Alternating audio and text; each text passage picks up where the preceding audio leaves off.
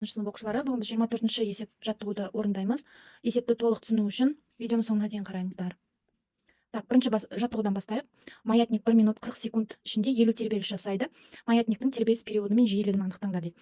Яғни бұл жерде біз 1 минут 40 секундты секундқа айналдыруымыз керек. 1 минут дегеніміз бұл бізде 60 секунд деген сөз, яғни 60-қа 40-ты қосамыз, сонда 100 секунд шығады.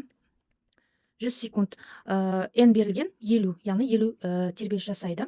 Тербеліс периоды т бізде тең болады т бөлінген n. Осыны орнына қоямыз. Т бізде 100 секундты бөлеміз 50-ге.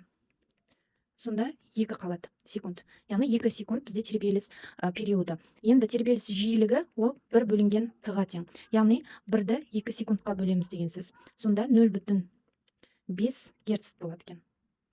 Жауабы осы. Бірінші есепті шығарайық. Бізде мындай график берілген. Осы жерден біз амплитуданы табуымыз керек. Амплитуда, период т-ны табамыз. Жиілік, циклдық жиілікті табу керек екен. Так, амплитудамыз бізде график бойынша 0,5-ге тең болады. Мынау ең жаңа шыңы, ең жоғарғы нүкте, бұл бізде амплитуданы көрсетеді. Яғни ол бізде 0,05 метр деген сөз. Енді периодты табамыз. Сонда бізде т периодымыз 1 секундқа тең. Яғни 1 айналым жасау керек. Ол мынау 0-ден бастады, и 1 айналым мына жерден бітеді деген сөз. Енді жиілікті табамыз. Бұл жиілік бізде 1 бөлінген т-ға тең. Сонда 1-ді 1 секундқа бөлеміз, сонда 1 герц болады екен.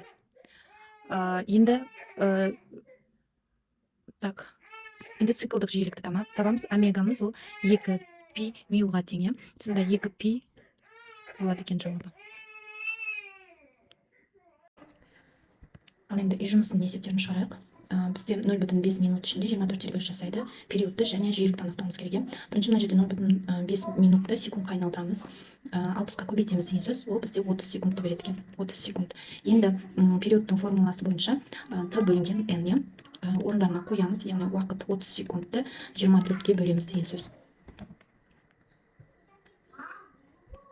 Жауабы 1,25 секунд болады.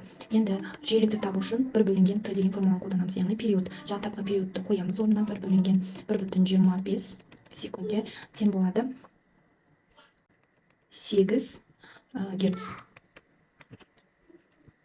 Екінші есепті шығарайық. Бізде мынау 143-ші суреттен амплитуда табу керек. Математикалық маятниктің амплитудасын табу керек, аны табу керек. Одан кейін период табу керек, жиілік табу керек, мю, және де циклдық жиілікті табу керек, омега. Енді бұның барлығын біз график арқылы табамыз. Аны табайық. Бірінші амплитудасы, яғни бұл бізде мынау бөлік болады. Мына ең биік нүктедегі мәнді жазады екенбіз. Сонда амыз бізде амплитудамыз 0,2 метрді береді екен. Екінші период т. Бұл бізде период дегеніміз 1 айналым жасаған кезі. Яғни мына жерде бізде 0-ден басталды и 1 круг жасады. 1 круг жасады, сонда мына жерге келеді. Сонда бұл бізде мына бөлігі бізде периодты береді екен. Яғни 4 секунд ол бізде период. Мюді табу үшін 1 бөлінген т деп аламыз. Яғни 1-ді 4-ге бөлеміз деген сөз. Ол бізде 0,25 герцті береді.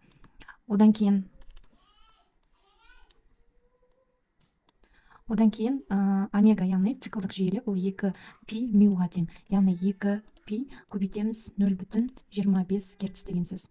Герц, сонда тең 5 пи.